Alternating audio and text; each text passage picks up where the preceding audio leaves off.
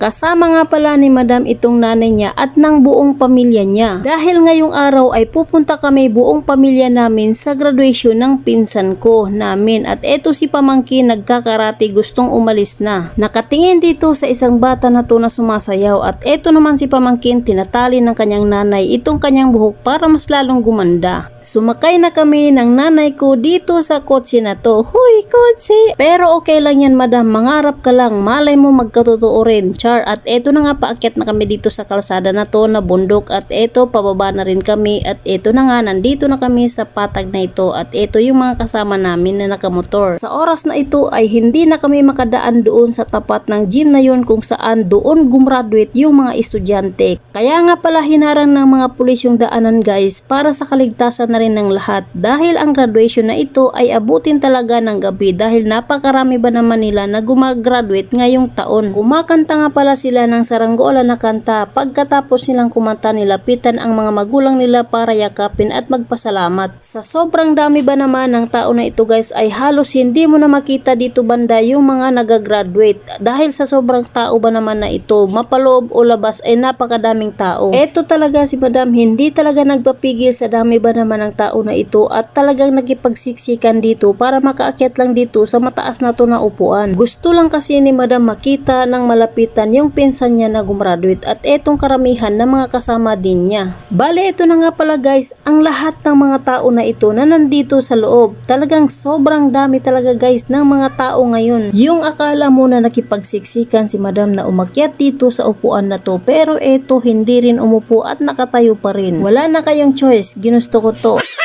Hinagis na nila ang mga sombrero nila, ibig sabihin ay tapos na ang graduation nila. Kaya naman ito si Madam lumabas na. Nandito pala si pamangkin sa labas at dahil alas 6 na nga ng gabi ay nandito na yung pinsan ko kumakaway dahil masaya at tapos na ang graduation nitong aking pinsan at ito kumakaway na rin siya. Sa oras na ito ay dumiretso itong pinsan ko dito sa nanay ko para yakapin at itong nanay ko naman ay naiyak sa sobrang saya niya dahil nakagraduate na rin itong pinsan namin. Niyakap din ng kapatid ko itong pinsan namin, Masya Allah, Alhamdulillah. At eto naman si Madam, syempre proud talaga ako dito sa pinsan ko na to dahil graduate na siya. Sabi ng nanay ay magpicture daw muna kaming lahat at sa dami ng kamera na to ay hindi alam kung saan kami titingin.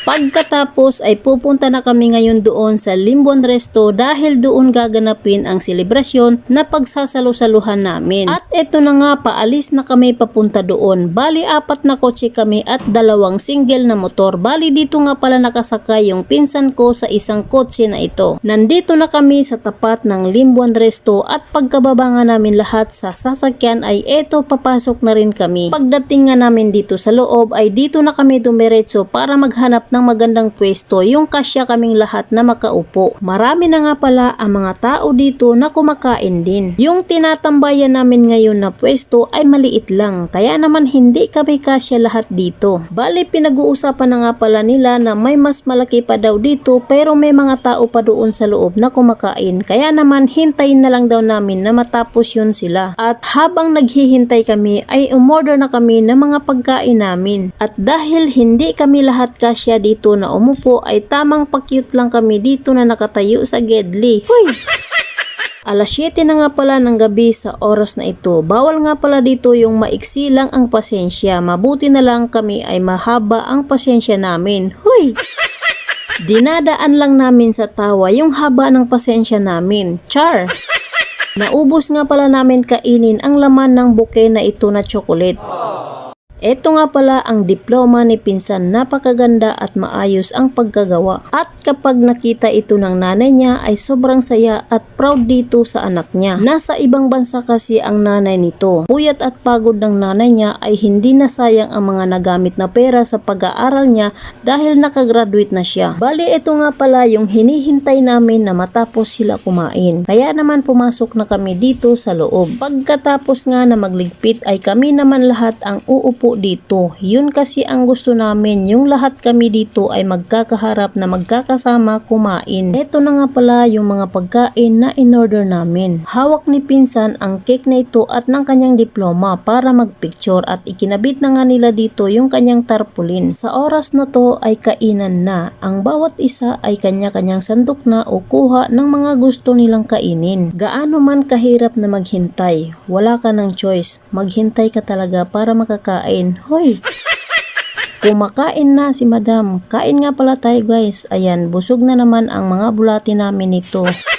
Alhamdulillah at maraming salamat nga pala sa nanay ng pinsan namin sa pagkain na ito. Alhamdulillah. Lumabas na yung ibang kasamahan namin dahil tapos na silang kumain. Pagkatapos nga namin lahat na kumain ay nandito na rin kaming lahat sa labas. At sa oras na ito ay alas 9 na ng gabi. Kaya naman pauwi na kami sa mga bahay namin. Alhamdulillah at nabusog kaming lahat. Kaya naman maraming salamat ulit sa nagpakain. Syukran. Ito na nga, nakasakay na kaming lahat dito sa mga sasakyan namin at nag-convoy na kami. Kaming lahat nga pala guys ay iisang lugar o barangay. Bali magkakapamilya lang kaming lahat guys. Dito banda ay huminto muna kami para hintayin yung ibang mga kakonvoy namin. Bali ito na nga, dumating na rin kami dito sa mga bahay namin. O sige, yun lang.